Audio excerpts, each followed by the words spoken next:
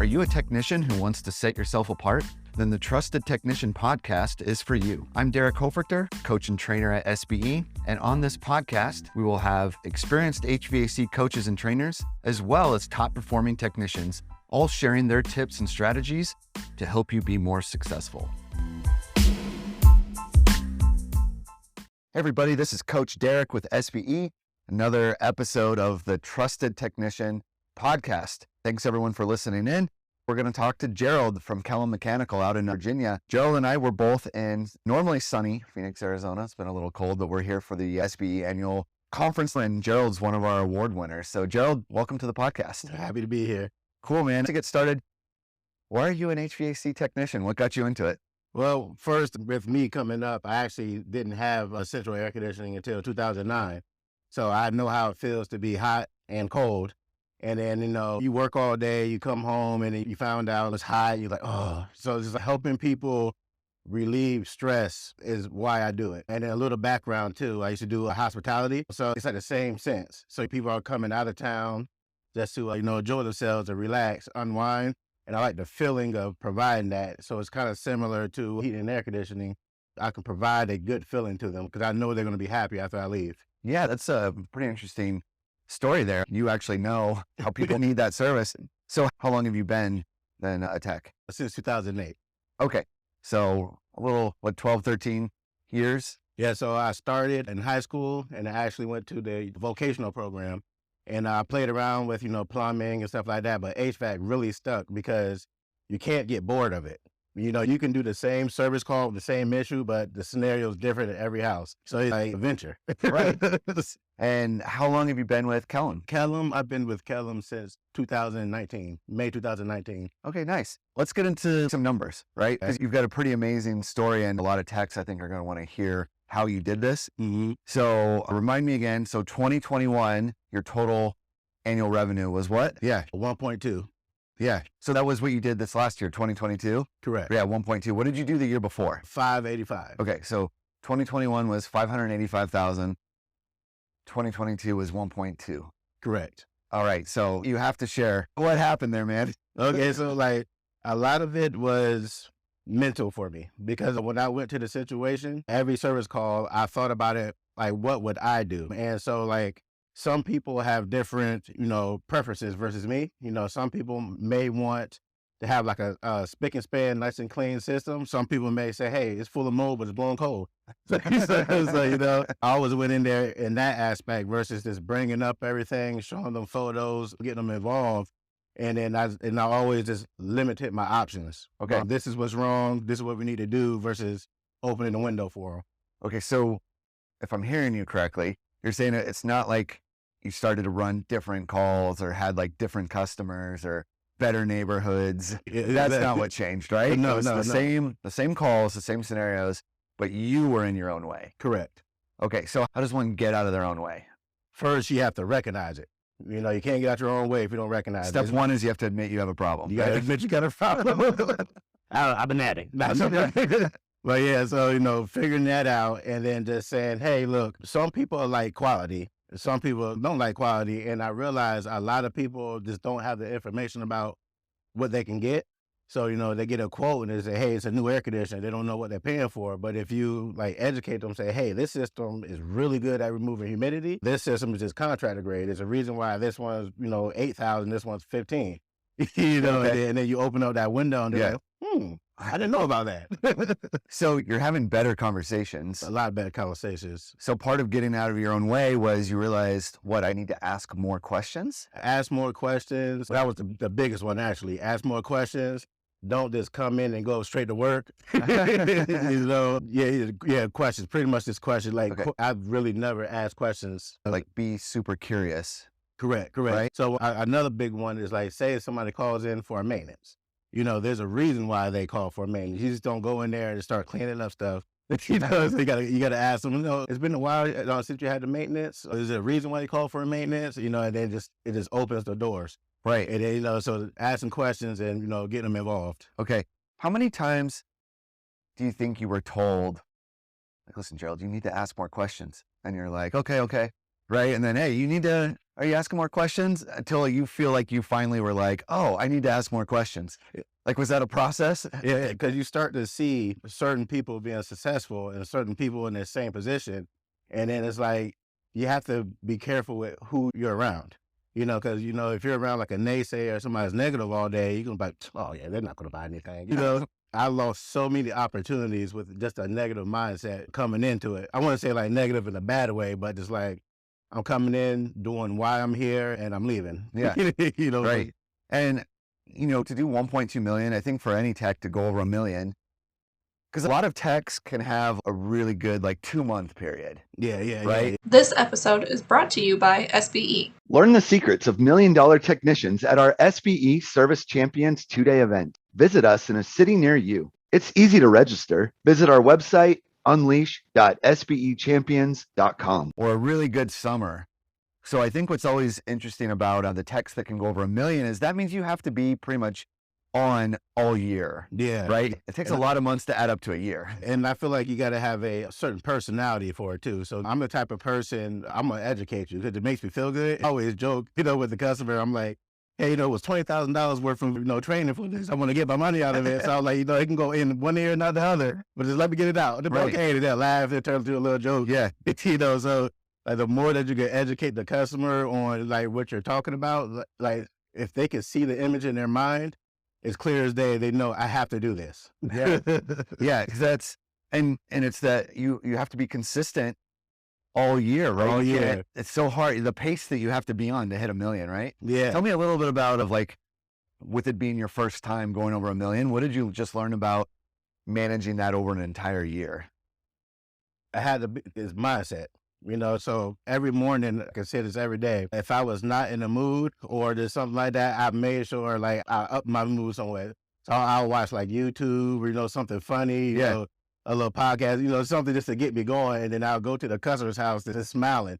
And they're like, man, this guy feels good. So, and then I think a lot of it comes towards your technical background too. So I'm very technical. So I explain everything that I do. And a lot of customers say, hey, I like that. Nobody really tells me what's going on. They just say, hey, it's fine or it's fixed. I will explain the whole process of what I'm doing. So with a time frame, so that about, okay, he's up in the attic, changing the fan, it's 140 degrees. It's probably gonna take him about an hour or something. Right. Just keep it on, involved. So you gotta lay out the foundation for them so they know what to expect. Yeah.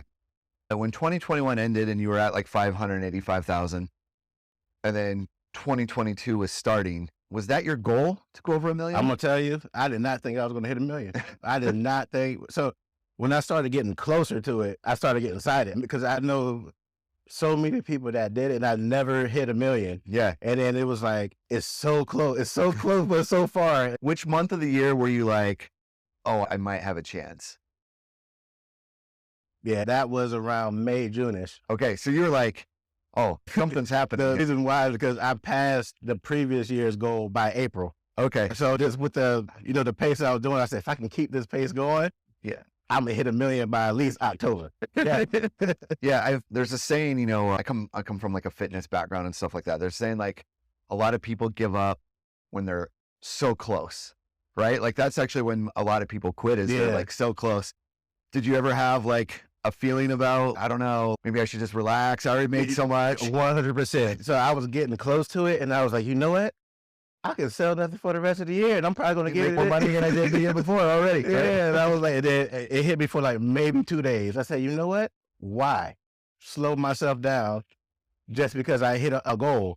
Now I just broke through the barrier and I have another goal. Yeah. Because this year I have 2 goals. I want to beat my goal last year, the 1.2, before I hit that goal. And then my second goal is to hit 1.5 or above. Okay. So you're going for the $1.5 million mark. Oh yeah. Well, you only have to add an extra 300,000 versus adding the 800,000 last time or 700,000. Okay. I tell myself all the time, this is $100K a month. There's 12 months out of the year, Hey.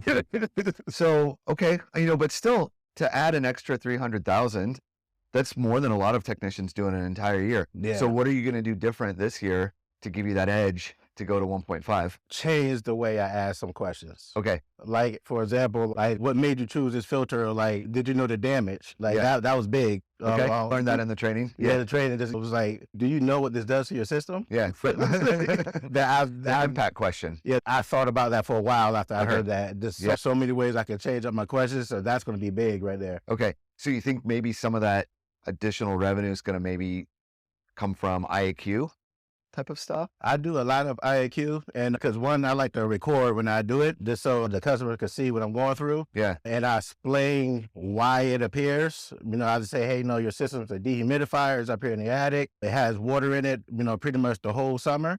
I would say it's cold, dark, and damp. And I say, what happens when you get cold, dark, and damp environments? You start getting mildew, smells. Yeah. So like, that's exactly what's going on in here. And I'm like, this is the lungs of your house. What you're breathing, your system's breathing. And I'm like, look at that. They're like, that look disgusting. I'm like, well, is it your hair? Yeah, I like that. And the way that you're turning it into questions, Mm-hmm. right? Homer, do you know what happens? Right? Do you know the impact of when that happens? Homer, do you know, like, the lungs? Yeah, I love how you're describing that. And like, just go through it real quickly with you. So I say, the system's a human body. You have a compressor, which is your heart. You have your coils, which are your lungs, and then the refrigerator is your blood. So your condenser coil is corroded and is impacted, so your system can't breathe. I'm like, what happens when you can't breathe? They're like, your heart gets about it, you get high blood pressure. I'm like, your system has high blood pressure. And they're like, and then they laugh, and they're like, I get that.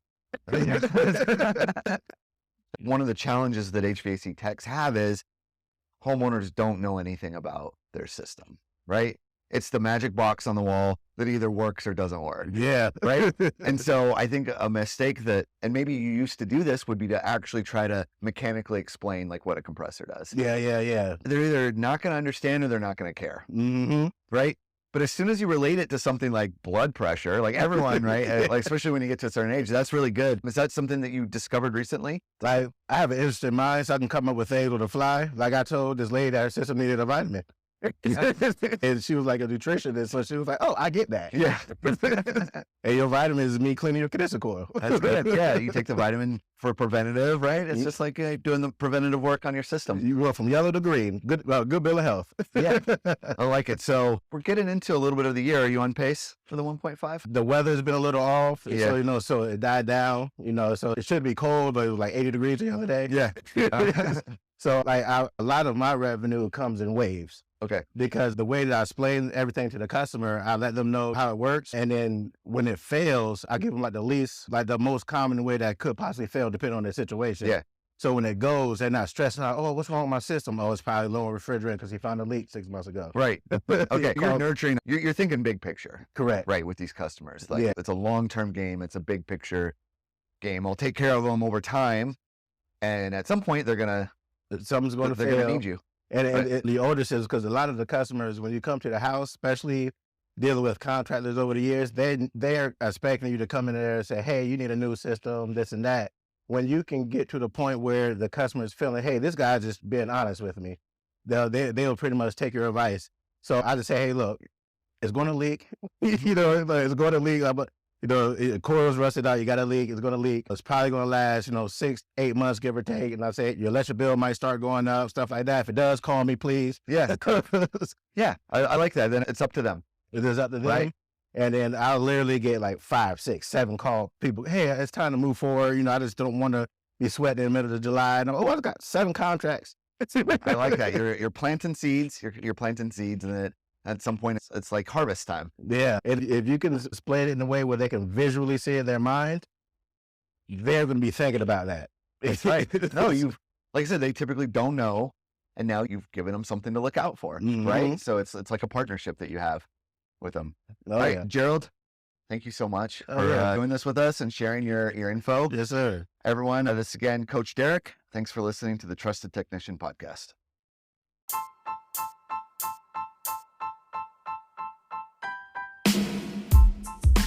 Thank you for listening to the Trusted Technician Podcast. If you would like to learn more about SBE, you can find us online at sbeodyssey.com. If you enjoyed today's episode, we would appreciate it if you would leave us a review. Thank you for tuning in, and we'll see you next time.